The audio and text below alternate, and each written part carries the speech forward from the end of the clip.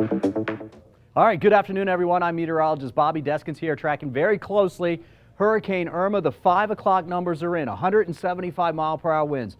Still moving to the west-northwest at 16 miles per hour. It is still an incredibly powerful hurricane headed towards, right now, as a matter of fact, the eye wall near the Turks and Caicos Islands. It is just about 800 miles from Tampa and closing in.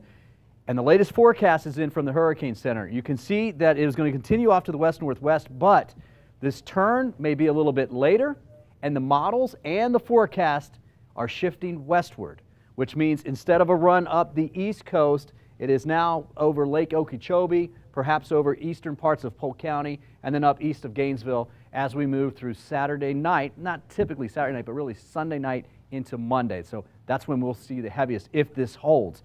This trend has come off towards the west, as I mentioned, and one of the reasons why is once it gets up into the southeast, it's actually going to be under a high-pressure ridge that will push it further to the west. There's nothing really to take it up and push it out to sea at this particular point. So that's where it stands right now. I know that's a troublesome-looking forecast there. It can still change. This time yesterday, we were looking at a much favorable one for us. As far as watches go, there are now hurricane watches for Lake Okeechobee, Jupiter southward. Those will go to warning soon. If it takes the track I just showed you, and that's the forecast, the Hurricane Center's forecast track, I would expect hurricane warnings for everybody in our DMA. Again, the most heavy weather that we would see would be during Sunday into Sunday night and Monday, early Monday morning as it moves by.